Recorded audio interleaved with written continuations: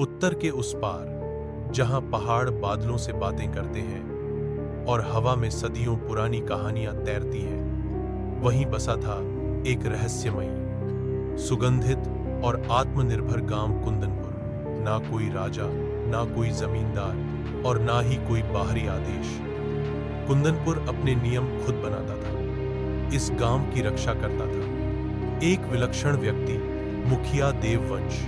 देववंश कोई साधारण मुखिया नहीं था। उसकी आंखों में दूर तक देखने वाली गहराई थी और उसकी जादुई लाठी में वो शक्ति थी जो आंधी को थमा दे और समय को मोड़ दे।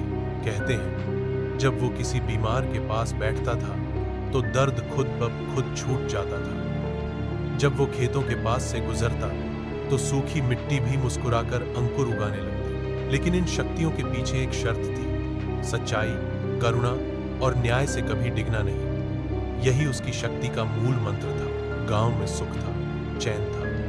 हर रात गांव के चौपाल में बच्चे बूढ़ों से दंतकथाएं सुनते थे, खासकर एक कहानी, एक राक्षस की कालश्रव की जो वर्षों पहले एक शिला में कैद किया गया था। लेकिन एक दिन सब बदल गया। रात के तीसरे पहर में गांव की नदी रुद्रजला से अजीब सी नीली रोशनी उठी। वो रोशनी सिर्फ आंखों से नहीं, आत्मा से महसूस हो रही थी। और फिर सुबह तक गांव का आधा हिस्सा गायब हो चुका था।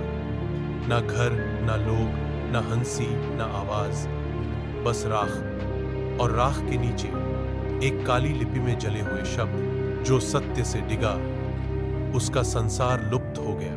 देववंश की आंखों में एक क्षण को पीड़ा कौंधी, लेकिन चेहरा शांत रहा। वो जान चुका था, कालश्रव जाग चुका है। अपनी पूरी शक्ति नहीं, बल्कि पूरे आत्मबल के साथ उसने अपने 3 शिष्यों को बुलाया। नीरा, जो जल की सखी थी। बालू, जिसे धरती की धड़कन सुनाई देती थी। तौरन, जो मौन था पर उसके तीर बोलते थे। चारों निकल पड़े उस यात्रा पर, जो सिर्फ रास्तों की नहीं, आत्मा की थी। उनका मार्ग जंगलों से होकर, गुफाओं के बीच से और रहस्यमयी द्वारों के पार जाता था। लेकिन सबसे कठिन रास्ता था अपने भीतर उतरना। उन्हें अपने जीवन की सबसे गहरी सच्चाई कहनी पड़ी। अपने सबसे डरावने डर से आमना सामना करना पड़ा और सबसे कीमती चीज त्यागनी पड़ी। देववंश ने अपनी जादुई लाठी का आधा हिस्सा त्याग दिया। वो शक्ति जो उसे अमर बना सकती थी, उसने छोड़ दी, क्योंकि उसका विश्वास खुद से बड़ा था। अंत में जब वे शिला वज्र तक पहुंचे, तब कालश्रव ने खुद को प्रकट किया।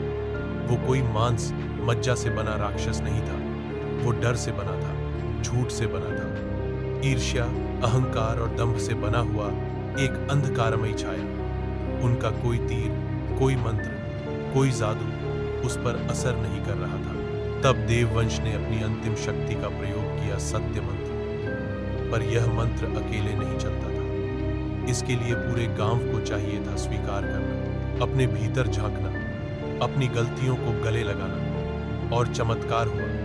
राख के नीचे से आवाजें उठी, बुझे हुए चेहरों से रोशनी फूट पड़ी। हर किसी ने अपने पाप, अपने झूठ, अपने घमंड को स्वीकार किया। हमसे गलती हुई, हम फिर से चलेंगे सच की राह पर। जैसे ही गांव का हर दिल एक साथ धड़का, शिला वज्र से एक दिव्य प्रकाश निकला, जिसने कालश्रव की छाया को निगल लिया। वो चीखा, फड़फड़ाया और फिर अंधकार फिर से शिला में कैद हो गया।